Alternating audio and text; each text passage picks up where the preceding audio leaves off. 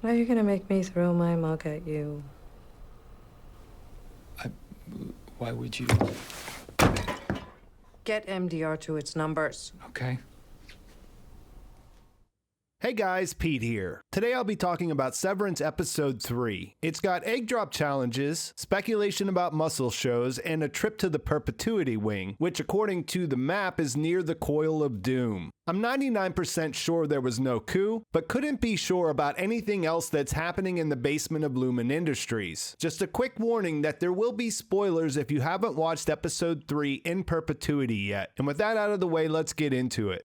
Episode 3 starts right where the last episode ended. Petey is struggling with the effects of reintegration sickness. His memories of the office keep creeping into his experience of reality in Mark's basement. Over pizza, he tries to explain what that's like. It's like having two lives stitched together, which causes problems, but says that they said that it'll get better. Mark wants to know who they are and questions if it's the whole Mind Collective he had an encounter with in the last episode. He says no, it was someone else, but doesn't provide any details. When Mark tells him that he won't integrate because the process is helping him, Petey asks, what if the cost of that help is that you're murdering people 8 hours a day and you don't even know it? He also tells him he discovered a department that they don't tell them about where the people never get to leave the office. But before he can elaborate on that, he glitches out again and starts to talk about his daughter. Next door, Mrs. Selvig's kitchen is kind of a mess. She made those cookies the night before last and hasn't got around to cleaning up. Apparently, she spent some of her downtime watching Mark's apartment through her window. And you wouldn't know it from how they interact inside the office, but it does seem that she has some concern for his well-being that goes beyond just spying on him for Lumon. There's a needlepoint hanging on her wall that says we must be cut to heal, and that and other details like how she drives a white rabbit are really working for me. Mark settles in to watch some TV and catches a debate about severed employees. The company line is that severance is a choice that employees should be allowed to make. And we'll see this new character Natalie, who is very good at arguing in favor of it later in the episode.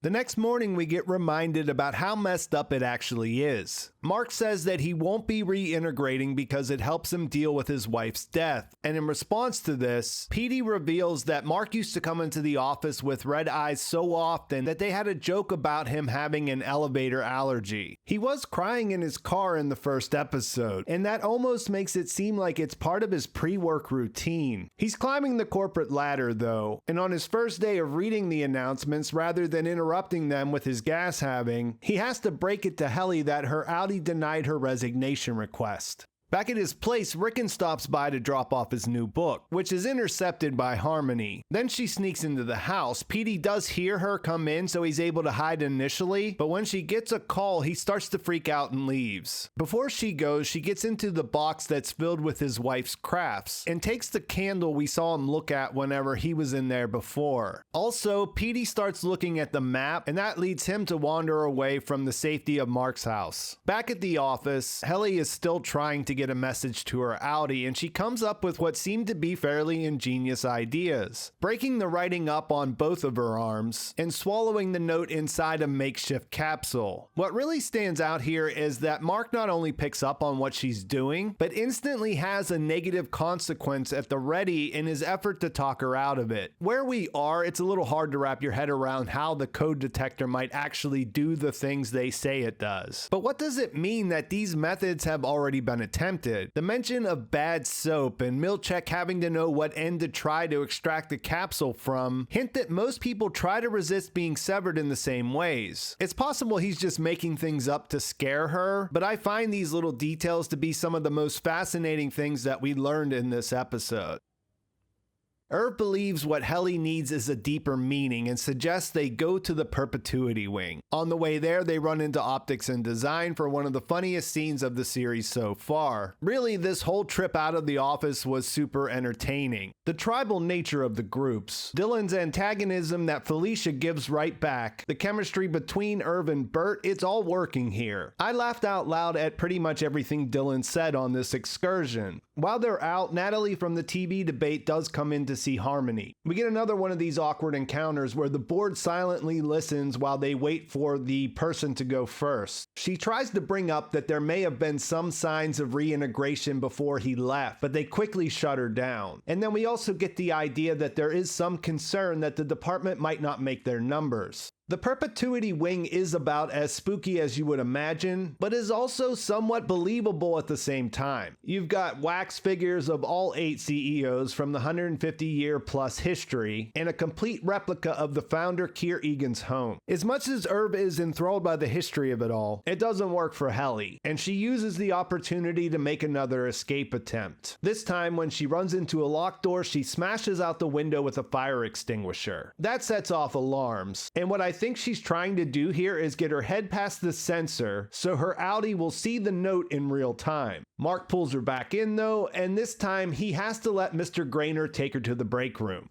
While she's there, we get to see how that works. There's some more interesting looking retro tech, a compunction statement they have to read while they're monitored, basically taking responsibility and showing a willingness to try to atone. On the surface, it looks more annoying than something you would actually fear. It's brutal in a way, but it's not something that seems completely scary, so maybe we still have more to learn about that. As Mark is putting out the new group photos, he finds the map that Petey left for him. It's on the back of the old photo, and you see Mark leave it in the frame before he leaves the office. Most of the labels on it are for things they've mentioned or things we've seen, except for that coil of doom I mentioned in the beginning. It's pretty fascinating, and I like the idea that he left it there and that his innie will probably develop a fascination with it. When he gets home, Outie Mark realizes that Petey isn't there. He's wandered into a convenience store and was losing it asking for tokens. He's still bleeding from his nose, and all of that gets him a ride in an ambulance. Mark arrives to see that go down, and he sees him fall to the ground while the paramedics are bringing him outside. I don't think the implication is that Petey dies here. Going to the hospital where Lumon could find him would be a worse situation. At the same time, he did sort of do his part in the story. Innie Mark has the map, and Outie Mark is starting to question the severance procedure. Plus, when he goes home to clean things up, he hears Petey's cell phone ring, which means he will likely have a connection to the people he was working with while attempting to reintegrate. It's a great little cliffhanger, and the episode ends there.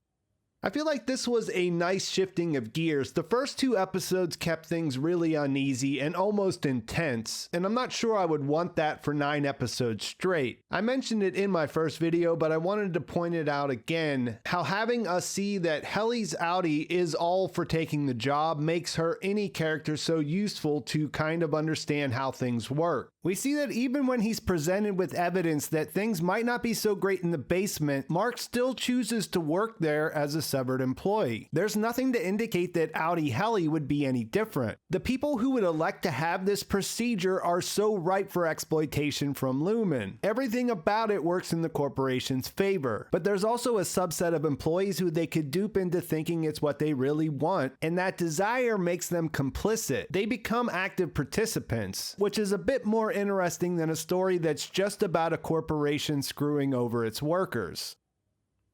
That all kind of ties into what I was saying earlier about how Mark doesn't seem completely surprised about some of these crazy ways she tries to get a message out. Do they really have a bad soap procedure because people try to write notes on their skin? Have they really had to pull notes out of people's bodies? And how would a code detector even work? I'm not sure, but at this point, it isn't taking me out of it because it feels like we're moving towards something, and that has me willing to just sit back and enjoy the ride. I think the TV debate is something to remember. The idea that this is about choice. I'm not sure if the implication is that a lot of other companies are already doing this. They've already adopted severance departments, but based on there being protests and talk of legislation, I'm guessing that's going to be happening soon. It makes me wonder if it's not so much about what they're doing in Macrodata Refinement, but more about covering up the inherent problems they would run into while pioneering a procedure like this. If it's something that makes them money, and they could capitalize on that further by it being adapted across the country, they would want to keep any mishaps secret.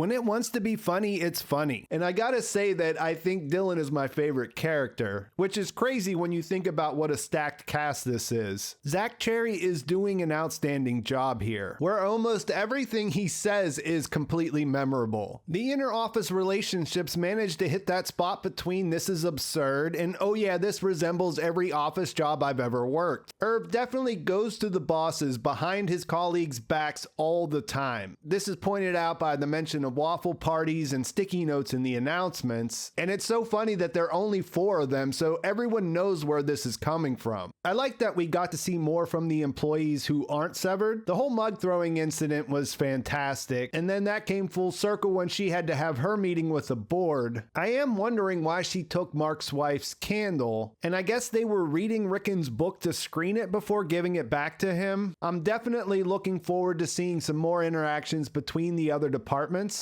whether there are 5 of them or 30, and I think I'll just leave it there. Let me know in the comments what you thought about the episode and what you're hoping to see next week. Who's your favorite character, and what do you think is going on in the basement of Lumon Industries? Please like this video if you enjoyed it. Please subscribe to my channel if you haven't already. And thanks for watching. I'll talk to you soon.